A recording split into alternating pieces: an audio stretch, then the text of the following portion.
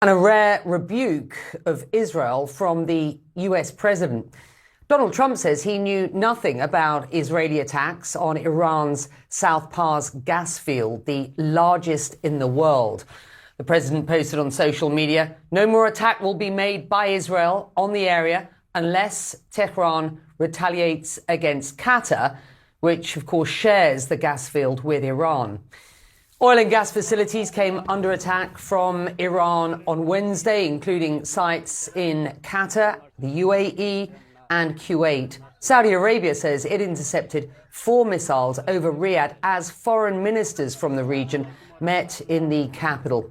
CNN's Oren Lieberman joining us now from Jerusalem. And Oren, I want to learn more, if we can, about what happened with the Israeli attack on the Iranian part of the South Pars gas field. What do we know? What do we understand? We've certainly heard from the US president. Anything from the Israeli side? Becky, before we saw President Donald Trump's response, we had heard from 2 Israeli officials that the attack was coordinated with the United States. And that, of course, is no surprise. Since the very first opening strikes nearly 3 weeks ago now, Israel and the U.S. have been coordinated on nearly every aspect of this. And that's not only a testament to the relationship between the U.S. and Israel at the political and military levels, it's also simply necessary to carry out these attacks with so many moving parts in the air, and in the sea all at once. So Israeli officials say the attack on the South Pars gas field was coordinated with the U.S., and it was intentionally targeted at gas and electricity infrastructure, not at oil infrastructure, to insulate the attacks and the price of fuel in the United States from Israel's ongoing attacks. Of course, that didn't work when Iran lashed out and attacked gas and oil infrastructure around the region. But everything we have heard from the Israelis, and we heard it again from a foreign policy advisor to Prime Minister Benjamin Netanyahu last night on Jake Tapper's show, is that all of this has been coordinated with the U.S. And we've heard that from the U.S. side as well, both political and military. So, Becky, at this point, I think it's very difficult to believe Trump's claim that the U.S. and he knew nothing about the attack on the South Pars gas field because of the coordination we have seen to this very point. The idea that 3 weeks into a war that Israel wants to continue, that Israel would just simply go rogue and carry out attacks that are not coordinated with the U.S. is incredibly hard to believe right now. What else do we know about the long list of targets that we understand Israel has at this point? They were, it seems, targeted at individuals and groups inside of Iran. I'm just wondering whether this long list includes other installations outside of Tehran and the sort of, the neighborhoods.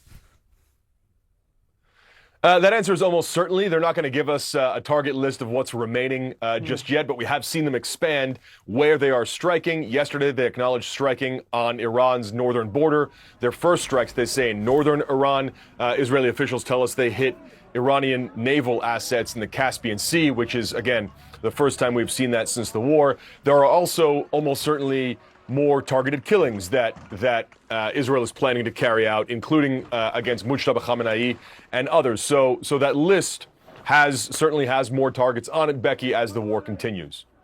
So what do you make of this apparent split between the U.S. and Israel, with President Trump in a rare rebuke of Israel saying the U.S. knew nothing about the strike on a key Iranian gas field after Iranian state media blamed both the U.S. and Israel, and President Trump calling on Israel to end all strikes on energy targets?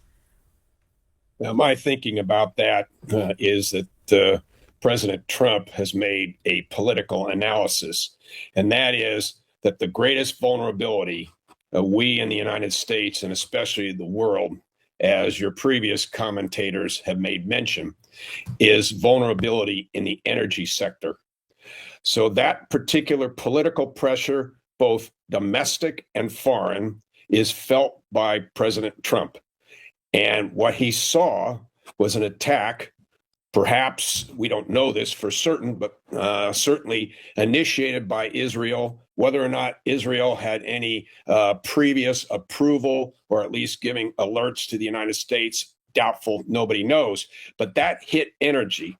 And if there is anything that President Trump does not want to happen, that is a political downslide as a result of an uproar, both in the United States and around the world, about the desperate circumstances that are resulting from the, quite frankly, the embargo of fossil fuels, natural gas, petroleum, bottled up down there at the Straits of Hormuz.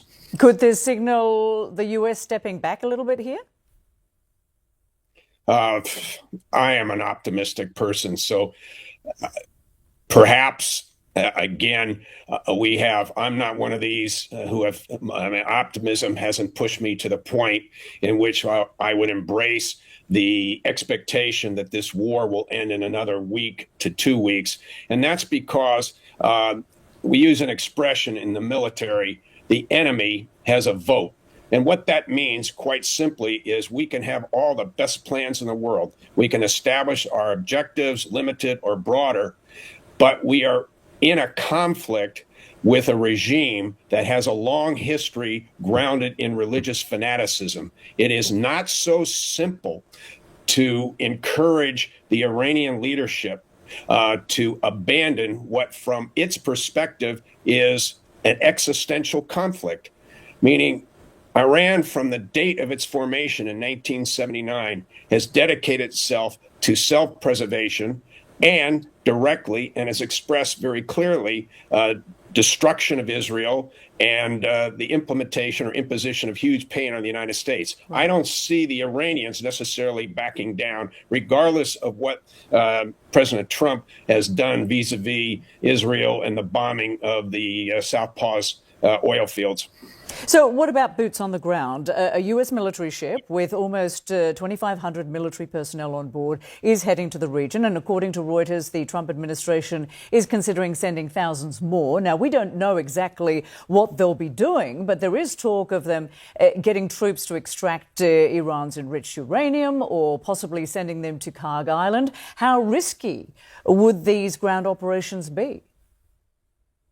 First way to answer that question is to incorporate what you have described as two objectives of U.S. land forces. One is securing the uranium that is buried across Iran, locations not necessarily well known.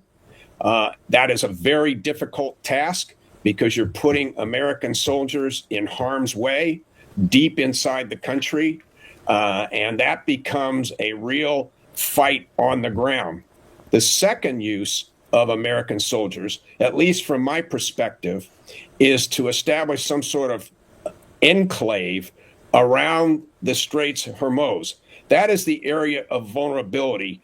That particular geographic location and the utilization of that location by the Iranians, has caused what we see of the great pain now suffered around the world. So you get ground troops and you establish a beachhead around the Straits of Hormuz for the purpose of, one, locating additional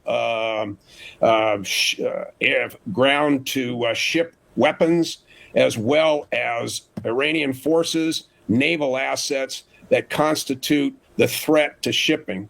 So there are two, as you've recited, two potential locations for the imposition of U.S. forces, both extremely dangerous. We don't know what will happen. Right. Retired Major General Mark McCarley, thank you so much for joining us. Appreciate it.